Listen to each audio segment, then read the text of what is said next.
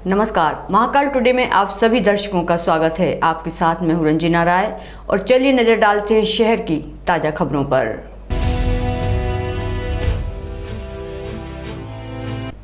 उज्जैन में सोमवार दोपहर रविंद्रनगर में रहने वाले किराना व्यापारी के घर में घुसकर दो बदमाशों ने पिस्टल एवं चाकू अड़ाकर 1 लाख रुपए नगद और चांदी के सिक्के लूटे थे। सूचना मिलने पर यातायात, नागजिरी और माधवनगर पुलिस की टीम ने घेराबंदी कर लूट के बाद कार से भाग रहे बदमाशों को दबोचा और लूट का माल भी बरामद किया है। महेश संगीतानी निवासी हाथी पार्क के पास रविंद्रनगर एक किराना व्यापारी है। सोमवार दोपहर करीब 3 बजे वे पत्नी भूमिका और बेटी महक के साथ घर पर थे। उस दौरान 2 युवक घर आए, स्वयं को पुलिसकर्मी बताया और घर में घुसकर महेश की कनपट्टी पर पिस्टल अड़ाई। पत्नी भूमिका की गर्दन पर चाकू रखकर 1 लाख रुपए नकदी व चांदी के करीब 50-60 सिक्के लूटकर बाहर खड़े साथी की कार में बैठकर फरार हो गए। महेश ने इसकी सूचना तुरंत माधवनगर पुलिस को दी। वायरलेस सेट पर पॉइंट चलते ही घेराबंदी की शुरुआत हो गई। लूट की वारदात को अंजाम देने के बाद तीनों बदमाश बिना नंबर की ऑल्टो कार से फरार हुए थे। माधवनगर पुलिस ने वायरलेस सेट पर पॉइंट चलाया, जिसे सुनकर यातायात थाना टीआई नागजिरी पुलिस अलर्ट हुई और उक्त कार को नागजिरी क्षेत्र में रोककर तीनों बदमाशों को पकड़ा गया। माधवनगर पुलिस ने विजय चंद्रावत पिता मांगीलाल निवासी वेदनगर नानाखेड़ा, ताराचंद्र पिता दीपचंद्र गुप्ता निवासी मुंबई और जगदीश पिता दीवानी राम निवासी रेलवे कॉलोनी मुंबई को हिरासत में लिया। विजय चंद्रावत ने पुलिस को बताया कि वो फ्रीगंज में जिम संचालित करता है और भाजपा का कार्य करता है। जिम के लिए बैंक के अलावा दूसरे लोगों से भी कर्जा लिया है, लेकिन नहीं लौटाने पर कर्जदार परेशान कर रहे थे। इस कारण मुंबई पहुंचकर आत्महत्या करने की योजना बनाई। वहीं पर ताराचंद्र और जगदीश से मुलाकात हुई। माधवनगर क्षेत्र के अंतर्गत कुछ अज्ञात आरोपियों द्वारा सेठी नगर में फरियादी के घर में घुसकर गंभीर किस्म की घटना कारित की है। पिस्टल के दम पे उसके घर से 1 लाख रुपए नगद और कुछ चांदी के सिक्के लूट कर लेकर भाग रहे थे। तो फरियादी के द्वारा तत्काल थाने पर सूचित किया गया। थाने द्वारा कंट्रोल रूम के जरिए आरोपी को सीसीटीवी कैमरों में ट्रैक करके उनको मौके पे पकड़ लिया गया और उनसे जो भी मशरूका था मैं पिस्टल चाकू के जब्त कर लिया गया। कौन मास्टरमाइंड है इसका और कहाँ से इसने लोगों को बनाया? जो मास्टरमाइंड है वो उज्जैन का निवासी है। उसके द्वारा जब वो महाराष्ट्र घूमने गया तो इन लोगों से जो अन्य आरोपी हैं महाराष्ट्र के रहने वाले हैं उनसे संपर्क में आया और कुछ इस पर शायद कर्जा है, उसके कारण इनको यहाँ इनवाइट किया कि इस तरह से तुम लोगों को ये घटना कायद करनी है। राजनीतिक दल से भी जुड़ा हुआ है? उसकी तस्दीक करवाए जा रहे हैं। आरोपी फायरिंग, इसमें फायरिंग का सामने नहीं आया है। मैडम जो पकड़ा है वो उनके आपको उसकी तस्दीक हम करवा रहे हैं। संबंधित थाना क्षेत्र जो महाराष्ट्र के रहने वाले हैं। एक गुड़िया, एक नाबालिग लड़की की, एक बच्ची जो उस घर की रहने वाली थी, उसने पड़ोस में रहने वाले चाचा को सूचित किया और चाचा जो है थाने पर आए रिपोर्ट करवाने। बिल्कुल, उसको बुला के सम्मानित करेंगे। विश्व प्रसिद्ध ज्योतिर्लिंग महाकालेश्वर मंदिर में बाबा महाकाल पर मंगलवार को श्रद्धालुओं ने 2 साल बाद जल चढ़ाया। कोरोना संक्रमण के कारण 2 साल से बाबा महाकाल पर जल चढ़ाने की क्रिया बंद थी। कोरोना गाइडलाइन के सभी प्रतिबंध हटाए जाने के बाद महाकालेश्वर मंदिर प्रबंध समिति ने सोमवार को बैठक के बाद यह निर्णय लिया कि बाबा महाकाल पर भक्तों को जल चढ़ाने की शुरुआत कर देना चाहिए। गौरतलब है कि बाबा महाकाल पर जल चढ़ाने की परंपरा शास्त्रोक्त है। यहाँ जल चढ़ाकर भक्त आत्म शांति महसूस करते हैं। 2 साल से भक्त जल नहीं चढ़ा पा रहे थे। जल चढ़ाने के लिए मंदिर समिति ने लोटे की व्यवस्था भी कर दी है। यहाँ पे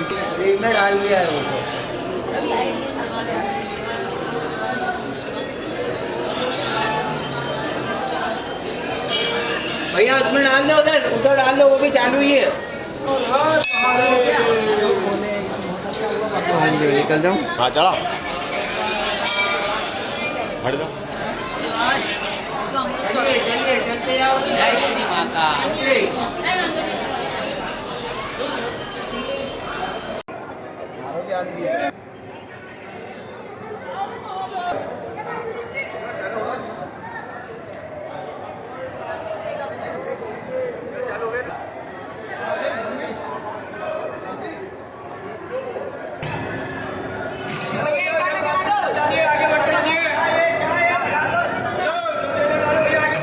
जल चढ़ाने के लिए पाइप के माध्यम से जलाधारी बनाई गई है। गर्भगृह के द्वार से भक्त जल चढ़ाने का पुण्य लाभ ले रहे हैं।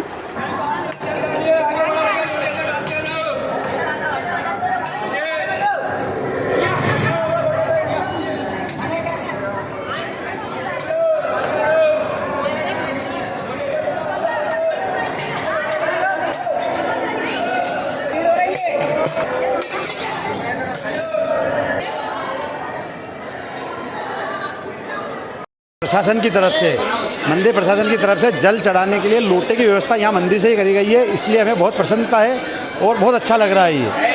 और ये जो व्यवस्था करी गई है प्रशासन ने, इससे हम बहुत प्रसन्न हैं और बहुत अच्छा लग रहा है। बहुत बढ़िया हुआ ये जल चढ़ाने के लिए, 2 साल बाद चालू हुआ है और जनता, आम जनता के लिए भी सुविधा हो गई है।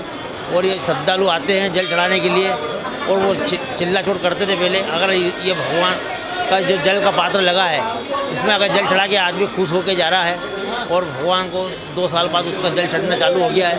जैसे रोज़ के डेली आने वाले भी लोग उन्होंने जल नहीं चढ़ा पाते थे, उन्हें पात्र में डाल के जल चढ़ा के जा रहे हैं। और ये अच्छी सुविधा करी शासन प्रशासन ने और प्रशासक साहब ने, और इसके लिए धन्यवाद। जय श्री महाकाल। बहुत अच्छा लगा महाकाल बाबा के दर्शन करके, और 2 साल बाद महाकाल बाबा को जल चलना चालू हुआ है, उसके लिए हमें बहुत खुशी मिली है। महाकाल बाबा के दर्शन के जल चढ़ाने के लिए हम बहुत उत्साहित है और आम जनता को सुविधा मिली। यहाँ पे जल सहित जनता को सुविधा दे रहे हैं जल चढ़ाने के लिए।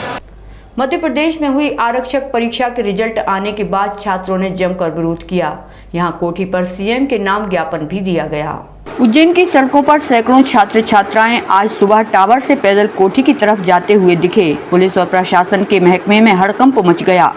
यह पैदल यात्रा एमपी आरक्षक के रिजल्ट आने के बाद निकाली जा रही है। छात्रों ने मीडिया से चर्चा में बताया कि 24 मार्च को एमपी आरक्षक का रिजल्ट आया है, जिसमें 14 लाख छात्र छात्राओं ने भाग लिया था, जिसमें से 31,000 विद्यार्थियों का सिलेक्शन हो गया है। बाकी छात्रों के साथ अन्याय करते हुए बाकी छात्र छात्राओं का सिलेक्शन नहीं किया गया है। इसके विरोध में पैदल यात्रा निकाली गई।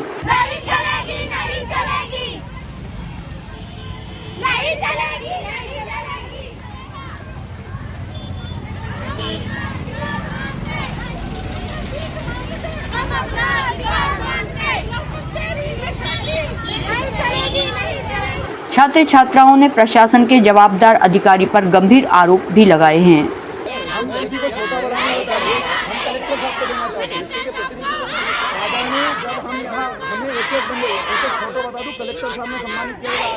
से मेरा नाम जया चौहान है। सर, देखा जा रहा है कि यहाँ जितनी भीड़ है व्यापम घोटालों को लेकर खड़ी हुई है। जिस तरीके से व्यापम ने अपनी मक्कारी करी है, हमारे साथ गद्दारी हुई है।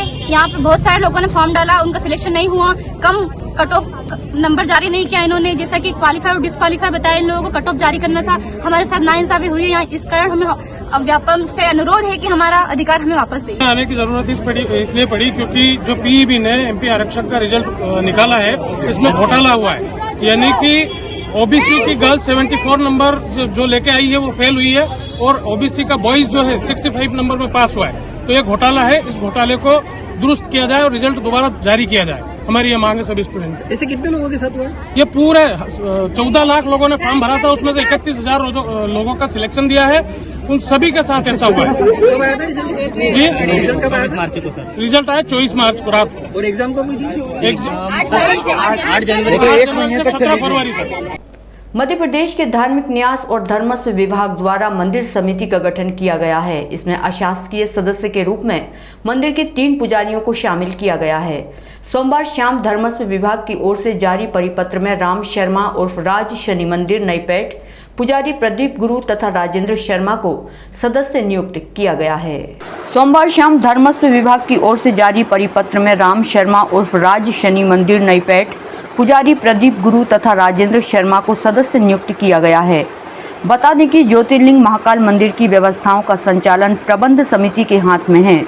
समिति में कलेक्टर पदेन अध्यक्ष होते हैं। इसके अलावा एसपी, महापौर अथवा निगम आयुक्त, संस्कृत महाविद्यालय के प्राचार्य, महानिर्माणी अखाड़े के महंत आदि सदस्य होते हैं। मध्य प्रदेश शासन मंदिर के 16 पुजारी, 21 पुरोहितों और समाज सेवियों में से 3 लोगों को अशासकीय सदस्य के रूप में मनोनीत करती है। इनका काम बैठक में पूजन परंपरा का निर्वहन तथा आम जनता का पक्ष रखना होता है।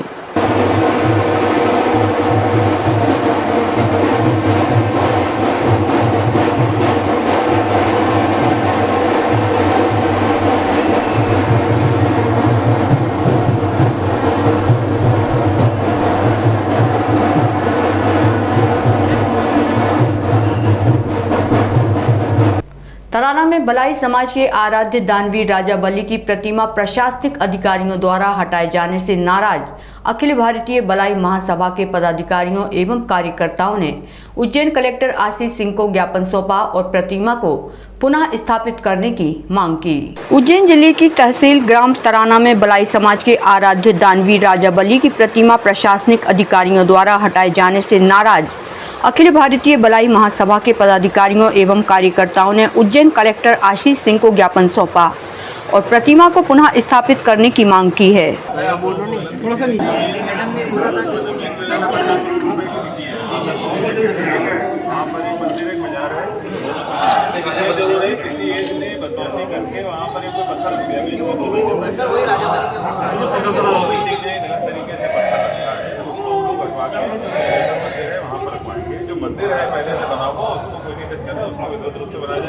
बलाई समाज के आराध्य दानवीर राजा बली की प्रतिमा पुराने बस डिपो नाचन बोर्ड तराना में स्थित है। उक्त स्थान पर राजा बली का भव्य निर्माण किया जाना है, किंतु प्रशासन के द्वारा उक्त मंदिर को हटाए जाने हेतु दबाव बनाया जा रहा है। साथ ही मंदिर का मटेरियल भी प्रशासन के द्वारा हटाया गया है। मंदिर के निर्माण के लिए प्रशासन के द्वारा जगह छोड़ी जाए, इस हेतु उज्जैन कलेक्टर आशीष सिंह को ज्ञापन सौंपा गया। महासभा के पदाधिकारियों ने बताया कि 100 बाय 100 के उक्त स्थान पर हमारे समाज के आराध्य राजा बली की प्रतिमा स्थापित है तथा प्रतिमा के चारों ओर भगवा ध्वज लगे थे, जो कि प्रशासन द्वारा हटा दिए गए हैं। उक्त प्रतिमा प्राचीन है तथा जिससे हमारे बलाई समाज की आस्था जुड़ी हुई है, जो कि लगभग 100 वर्षों से स्थापित है।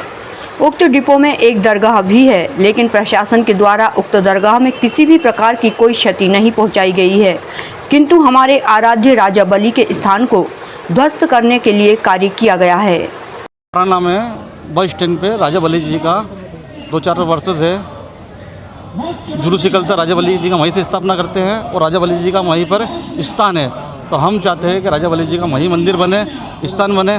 प्रशासन कलेक्टर से हाथ जोड़ के यही विनती है कि थोड़ी सी हमारी सपोर्ट करे और मंदिर को थोड़ा सा बनवा दे। दिक्कतें क्या आ रही वहाँ पर? दिक्कत ये आ रही है कि कुछ पसंद के लोग हैं, उसको हटा रही है मंदिर को। हम चाहते हैं कि वहीं मंदिर बन जाए और वहीं स्थापना हो जाए, तो हम लोग बस यही आपसे विनती करते हैं। कौन से संगठन के बैनर तले आपने? अखिल भारतीय बली महासभा स्टेशन दिल्ली। राजा बली जो हमारा आराध्य देव है, उनका कई वर्षों से तराना डिपो पे मंदिर था। हमने मूर्ति की स्थापना कर चुके थे। उसके बाद मंदिर का निर्माण भी चल रहा था, लेकिन वो डिपो शासन ने बेच दिया और बेचने के बाद में उसकी कीमत बढ़ गई, तो शासन के लोगों के द्वारा दबाव बना के हमारे मंदिर की सामग्री सामग्री हटा दी और सामग्री झंडे हटा दिए और मंदिर हटाने के लिए वहाँ पर दबाव लगातार बनाया जा रहा है। हम लोगों को धमकाया जा रहा है। वहाँ के एसडीएम द्वारा रोज़ धमकियाँ मिल रही है कि मंदिर हटा लेना, नहीं तो हमसे बुरा कोई नहीं होगा। और दूसरी चीज़ वहाँ पर क्या है कि दूसरे एक मज़ार भी है, ना तो मज़ार हटा रहे हैं वहाँ पर और ना एक मंदिर को वो भी नहीं हटा रहे। जो हटा रहे तो हम दलितों के जो आराध्य देव है बलाई समाज के राजा बली, उनको हटा रहे वहाँ से और लगातार दबाव बनाया जा रहा है। किसानों को फसल का मुनाफा देने के लिए मध्य प्रदेश सरकार ने गेहूं का समर्थन मूल्य तय किया है। उज्जैन जिले में 2015 रुपए के समर्थन मूल्य पर सरकारी केंद्रों पर सरकार खरीदी कर रही है। समर्थन मूल्य से अधिक दाम किसानों को मंडी में भाव दिया जा रहा है।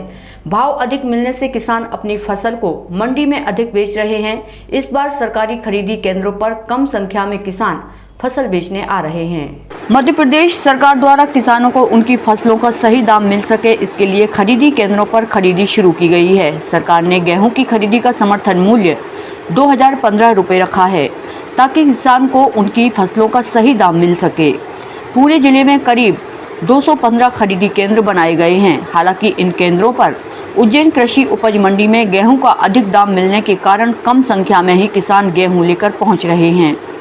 उज्जैन कृषि उपज मंडी में किसानों को 2500 से 2600 प्रति क्विंटल मिल रहा है, जिसके कारण किसान अपना माल मंडी में ही अधिक मात्रा में बेच रहे हैं। खरीदी केंद्रों पर किसान अपना माल कम मात्रा में बेच रहे हैं। पहले दिन खरीदी केंद्रों पर उम्मीद के हिसाब से कम मात्रा में किसान अपना माल लेकर पहुंचे। दाम बढ़ने की उम्मीद को लेकर किसानों ने अभी माल रोक कर भी रखा है ताकि उनको और अधिक दाम उनकी फसल का मिल सके। उज्जैन कलेक्टर आशीष सिंह ने बताया कि यह अच्छी बात है कि किसानों को उनकी फसल का मूल्य मंडी में अच्छा मिल रहा है। कुछ किसानों ने दाम बढ़ाने को लेकर माल रोक कर भी रखा है, जिसके कारण समर्थन मूल्य के केंद्रों पर कम मात्रा में किसान आ रहे हैं।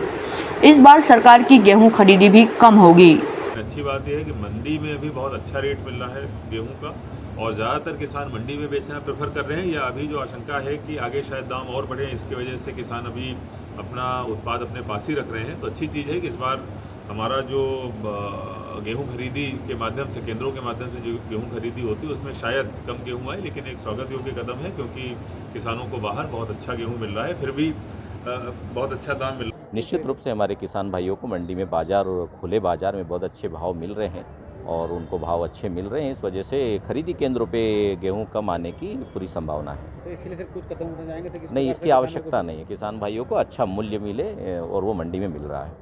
उज्जैन के डीआरपी लाइन में डीआईजी अनिल सिंह ने सालाना निरीक्षण किया। सालाना निरीक्षण में डीआईजी के सामने ही पुलिस कर्मियों के दो ग्रुप आपस में भिड़ गए। एक ग्रुप ने पथराव किया तो दूसरे पक्ष ने उन्हें काबू करने के लिए बल प्रयोग किया। यह घटना नहीं बल्कि डीआईजी के सालाना निरीक्षण की मातहतों द्वारा बलवा होने पर काबू करने का डेमो है। इस दौरान आयोजित जनता दरबार में पुलिसकर्मियों ने डीआईजी को अपनी समस्या भी सुनाई। उज्जैन के देवास रोड स्थित पुलिस लाइन में डीआईजी अनिल कुशवाहा सालाना निरीक्षण करने के लिए पहुंचे। यहां पर जिले भर के पुलिस अधिकारियों ने परेड कर उन्हें सलामी दी। इस दौरान बलवा होने पर पुलिस कैसे काबू में कर सकती है, इसका डेमो हुआ। इसमें ट्रैफिक पुलिस बल बिजली बिल को लेकर नारेबाजी कर पथराव करने लगी तो दूसरे पक्ष से पुलिसकर्मी उन्हें चेतावनी देने के बाद डियर गैस छोड़ने के बाद लाठीचार्ज से कथित भीड़ को तितर बितर करते नजर आए। बाद में डीआईजी ने अश्वारोहित दल की परेड का निरीक्षण किया। सभी विभाग का क्षमता से निरीक्षण कर उन्होंने 8 पुलिसकर्मियों को उल्लेखनीय कार्य के लिए पुरस्कृत भी किया। इस दौरान डीआईजी कुशवाहा ने मातहतों को समझाइश भी दी।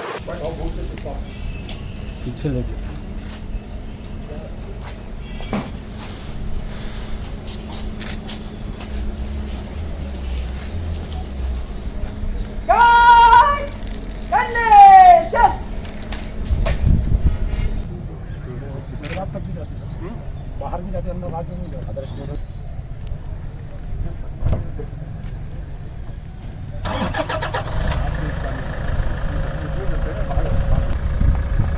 तो गाड़ी में कोई प्रॉब्लम तो आप चलाते हो सब किधर बैठते हैं? किसमें बैठते हैं? दोनों बैठते हैं।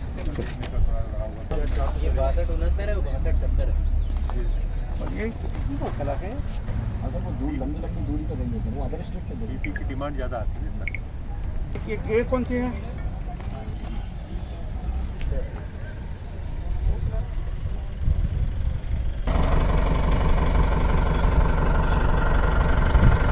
डीआईजी अनिल कुशवाहा ने बताया कि यह सालाना निरीक्षण किया गया है। जनता दरबार में कई लोगों ने अपनी समस्या से अवगत करवाया है।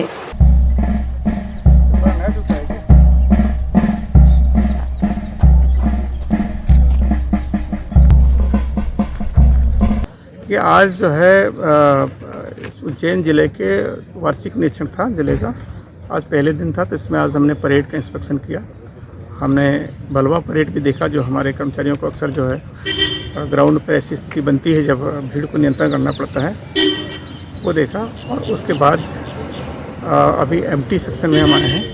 एमटी सेक्शन में वाहनों की स्थितियों को हम देख रहे हैं कि ये वाहन जो है किस स्थिति में है। वाहन में जो वाहन यूज किए जाते हैं थानों में और सीएसपी और दूसरे द्वारा जो है उसमें परवा बलवा सामग्री वगैरह है कि नहीं, जो हमेशा फील्ड में ड्यूटी पे रहते हैं। इसके बाद हमारा दरबार लिया जाएगा। सर, यहाँ की व्यवस्था को लेकर क्या निर्देश है? ये व्यवस्थाएं बहुत अच्छी हैं। हम तो सिर्फ व्यवस्थाओं में देख रहे हैं कि कोई व्यवस्था में कोई कमी तो उसको हम कैसे सुधार सकते हैं, क्या कमी है। फिलहाल अभी व्यवस्थाएँ अच्छी हैं। अभी हमने जो एमटी देखा तो जो गाड़ियाँ अभी फिलहाल लगाई गई हैं उनकी कंडीशन अच्छी है और गाड़ियाँ जो बची हैं उनका भी इंस्पेक्शन अभी हम करेंगे। उज्जैन के जिला अस्पताल परिसर में स्थित दिव्यांग पुनर्वास केंद्र पर डॉक्टर देवेंद्र पांडे की मनमानी से परेशान होकर मरीजों ने एक सोशल मीडिया पर एक वीडियो वायरल किया है। इस घटना को लेकर जिला प्रशासन के जवाबदार अधिकारी से व्यवस्था में सुधार लाने की आग्रह किया गया है। मरीज के परिजन ने जानकारी देते हुए बताया कि दिव्यांग पुनर्वास जिला केंद्र पर डॉक्टर अपनी मनमानी कर रहे हैं, साथ ही वहां पहुंचने वाले मरीजों का उचित इलाज नहीं कर रहे हैं।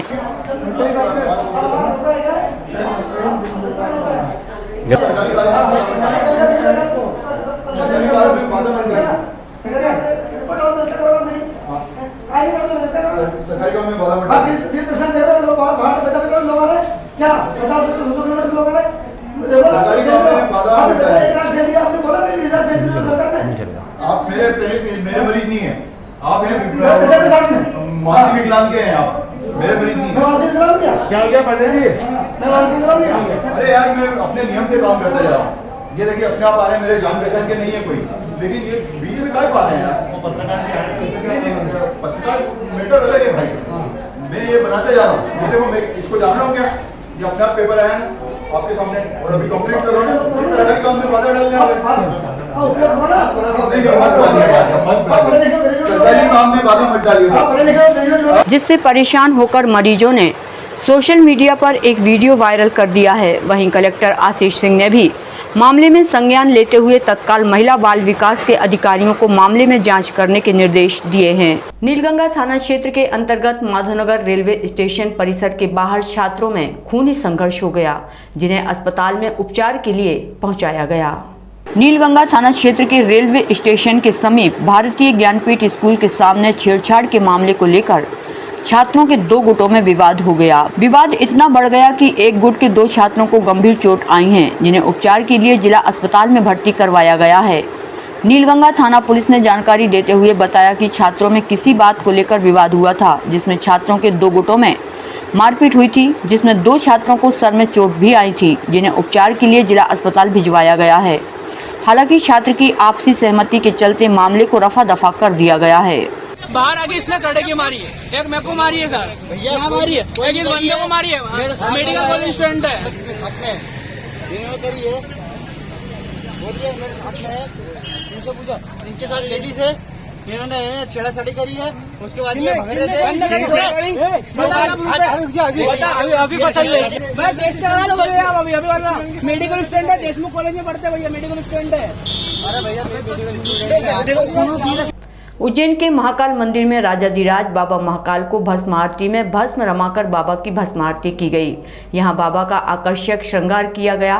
बाबा का जलाभिषेक कर श्रृंगार के बाद श्री पंचायती महानिर्माणी अखाड़े के प्रतिनिधि ने बाबा को भस्म अर्पण की। भस्म आरती के दौरान बाबा का आकर्षक श्रृंगार भी किया गया। धार्मिक नगरी उज्जैनी में विश्व प्रसिद्ध बाबा महाकाल के दरबार में प्रतिदिन होने वाली बाबा महाकाल की भस्म आरती तड़के 4 बजे की गई।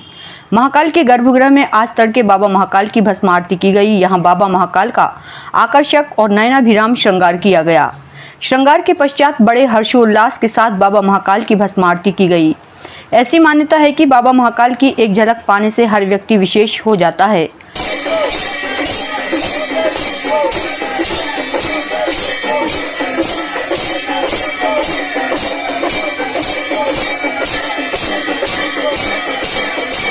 नित्य प्रतिदिन होने वाली भस्म आरती में बाबा महाकाल का पंचामृत अभिषेक हुआ, अर्थात दूध, दही, घी, शक्कर एवं शहद से बाबा को नहलाया गया। उसके बाद चंदन का लेपन कर सुगंधित द्रव्य चढ़ाए गए और बाबा को भांग और सूखे मेवे से श्रृंगारित किया गया। इस बीच पंडितों द्वारा मंत्रोच्चारण के साथ बाबा की भस्म आरती वस्त्र ओढ़ाकर की गई।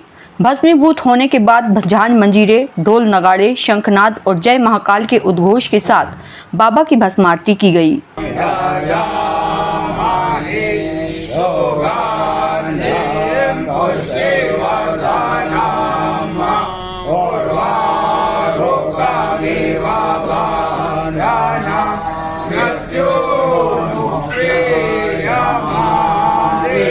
आज के अंक में यहीं तक। अगले अंक में फिर मुलाकात होगी। तब तक आप बने रहिए महाकाल टुडे के साथ।